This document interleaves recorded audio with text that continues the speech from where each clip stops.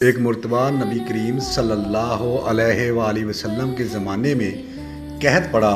آپ صلی اللہ علیہ وآلہ وسلم خطبہ دے رہے تھے کہ ایک دیہاتی نے کہا، یا رسول اللہ صلی اللہ علیہ وآلہ وسلم، جانور مر گئے اور اہل و عیال دانوں کو ترس گئے، آپ ہمارے لیے اللہ تعالیٰ سے دعا فرمائیں۔ آپ صلی اللہ علیہ وآلہ وسلم نے دونوں ہاتھ اٹھائے۔ اس وقت بادل کا ایک ٹکڑا بھی آسمان پر نظر نہیں آ رہا تھا۔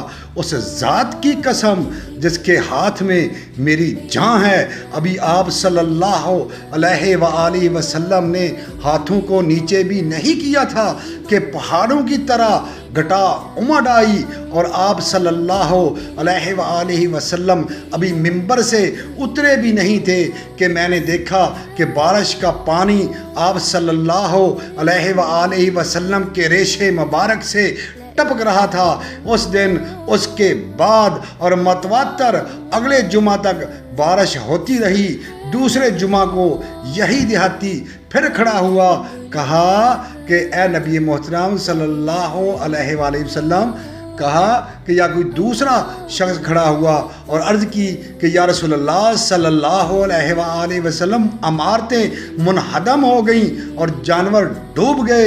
آپ صلی اللہ علیہ وآلہ وسلم، ہمارے لیے اللہ سے دعا کیجئے۔ آپ صلی اللہ علیہ وآلہ وسلم نے دونوں ہاتھ اٹھائے اور دعا کی کہ اے اللہ، اب دوسری طرف بارش برس اور ہم سے روک دے۔ آپ صلی اللہ علیہ وسلم ہاتھ سے بادل کے لیے جس طرف بھی اشارہ کرتے، ادھر مطلع صاف ہو جاتا۔ سارا مدینہ تالاب کی طرح بن گیا تھا اور قنات کا نالا مہینہ بھر بہتا رہا، اور ارد گرد سے آنے والے بھی اپنے یہاں بھرپور بارش کی خبر دیتے رہے۔ صحیح بخاری، سنن نسائی، صحیح مسلم۔ میرے دوستو، میرے بھائیوں، آپ کی بہت مہربانی، بہت شکریہ کہ آپ ویڈیو کو دیکھتے ہیں۔ تو برائے مہربانی ایک چھوٹی سی محبت کی فرمایا کریں کہ سبسکرائب بھی کیا کریں، اس سے کوئی ایم بھی ضائع نہیں ہوتے۔ شکریہ، تھینک یو۔